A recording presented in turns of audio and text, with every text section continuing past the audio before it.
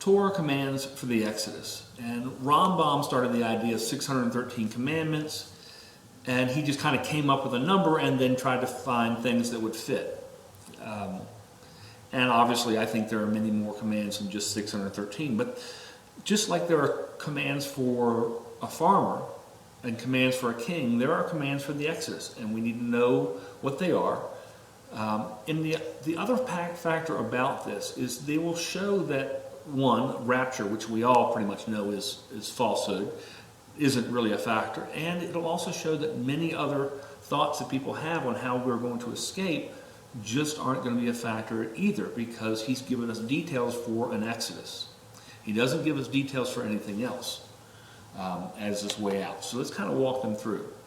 Either one, you have a grain mill or a mortar and pestle, obviously not a spice mortar and pestle, a larger one that will actually grind the manna.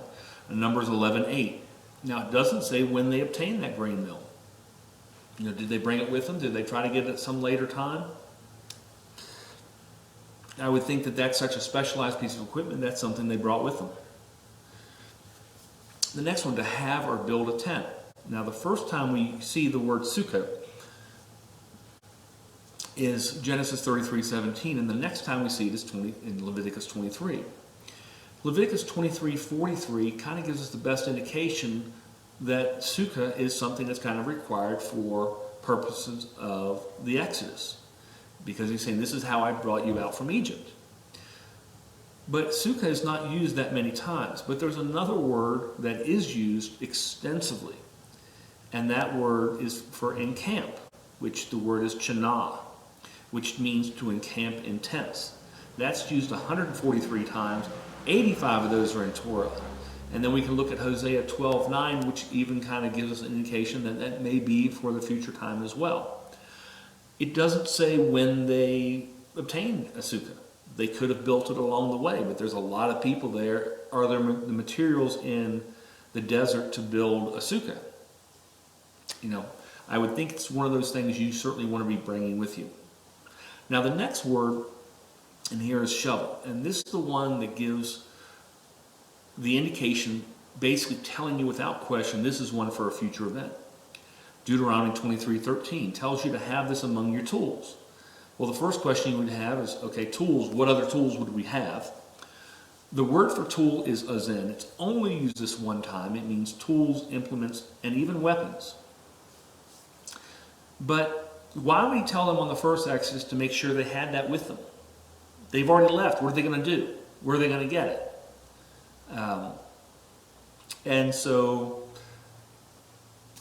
you know, it sounds more that it's a factor for us in the future. Now, again, he could have said that to them, and then they would have, the next time that they went out to do something, of course, the problem is they stayed at Sinai for months.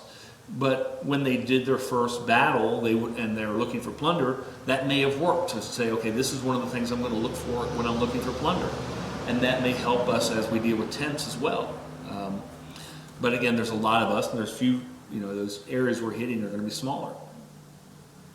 Second one, just with the shovel, designate an area to relieve yourself outside the camp. Deuteronomy 23:12. Build a pillar when crossing the Jordan River. When we come back into Israel proper, Deuteronomy 27 verses 2 through 8, it may even be a factor of 2 pillars as we read it. But we are certainly to do a pillar there where we use plaster, or the word can also be used as lime. The next one, the angel is going to guide us. Be careful around this angel, because he's not going to forgive your trespass. That's Exodus 23:21. But the angel is going to guide us on what to do. Next Torah command. This one's a very clear one. Do not eat the quail. Numbers 11:33. Next one, do not grumble. There are just multiple verses on don't grumble. The one that I'll try to use is Numbers 14:29. All who were above 20 years old who grumbled died. So if you're an adult and you basically are responsible for what you say and do, if you're going to grumble, you're not going to live too long. Now that was because of the bad report, but because it was also coming in from the grumbling there.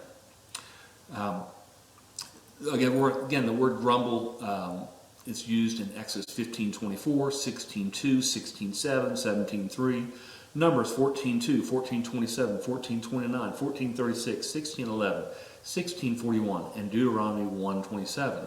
So again, extensively used as a Torah command. Do not grumble. Do not complain. Numbers 11, 1 through 3, that's where they complained against God. And the rest of that chapter, Numbers 11, 4 through 35, they complained about manna and wanting to go back to Egypt. Now again, you would think they learned the first time from watching the people die who were grumbling about manna and getting quail, but sometimes people just aren't smart enough to wake up, so they want to still grumble. Again, the bad report of the spies, that's Numbers 14. Complaining about authority, Numbers 16:35. Here's one that's going to really catch, I hope no one, but most likely will. Sleeping with the Moabites. Now, when we go back through the Exodus, we will obtain some Moabite slave women, and they will be virgins. Do not ever think that these are women that you would sleep with. If you do, you're going to be dead. Numbers 25:9. Then we have all the normal death sentences. You don't want to follow Sabbath, death. Adultery, death. Idol worship, death. False prophets, death. There's many more that carry these death sentences. And again, just like all the regular Torah commands, these still follow through. Now the other thing, this is an interesting part here, is we should expect some punishment. We have that in Jeremiah 46:28, and it even tells us how. A severe injury or incurable disease, and that's Jeremiah 30:12. And he will heal us from that injury or disease. That's Jeremiah 30:17. Now, the interesting thing is Amos 3:2 also indicates this aspect of disease or injury, as does Hosea 6:1 and 2. Now, the interesting thing is we look at Hosea 6, verse 2, is that, and I'm not sure about this, it's just kind of played the way how he said it. Is that saying whenever we have that injury or that illness that he's going to heal us on the third day? Or is that meaning something else? Or both? Maybe it's a factor of, that one day is 1,000 years to the Messiah, right, and to the Creator. So that's how he deals with that particular part of the third day. I don't know. I honestly don't know. But it's an interesting thing. Again, as long as you got that, there are no curses from the Creator. They're all blessings. They're kind of what I'll call blessings in disguise. When he gives you a curse, it's a blessing to bring you back into the fold. So when we have that punishment, when we have that curse, just say thank you and appreciate it for what it is. He's actually doing something good for you. So, again, there's nothing that he does that's bad for us. These things are all things that would be good. Those are what I see as the Torah commands. There's not that many. There's not that much to deal with. Most of it is don't grumble or complain. And just be careful of a few things. Don't eat the manna. Don't complain about the manna. Bring a shovel. Bring mortar and pestle. And again, bring tools. And again, he just says this one tool is the shovel you've got to have with you.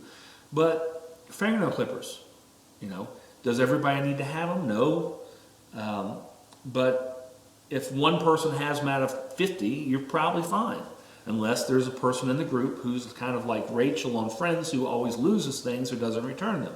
So whoever's in my group, I'm the Rachel of the group. So just kind of, I'm bringing them because I'll lose them. So, be careful around me. But again, those things, scissors, how often are you needing to cut your hair, your beard, or something like that? Bring some scissors. Simple things that are tools. And those things that you think of, hammer, matches. If you've got one person with a hammer, he's going to help out many people with a hammer. You don't use it all the time. Matches, if you started the fire, once the fire is started, you can put a stick in somebody else's fire, get their fire, and bring it over to yours. It's not that big of a deal. But, matches or some other way of starting a fire is a good thing. So these things kind of play themselves out and show us what those tools can be. And then again, you come back to how are you traveling? How light can we travel? One of the things there is, of course, we're going to be washing our clothes when we get to Mount Sinai. And unless you're going to be naked when you wash your clothes, then you should probably have a change of clothes. But the interesting thing is, when they plundered the Egyptians, one of the things listed as the things that they took were clothes, and specifically clothes for the children. It's just an interesting thing, you know. How much of it do we worry about taking with us versus, you know, if you don't have enough clothes, don't worry, we'll get them on the way. Because the plunder aspect pretty well indicates we'll pick them up. Don't worry too much on it. You know, that's not our stress. Anyway, just some things to think on.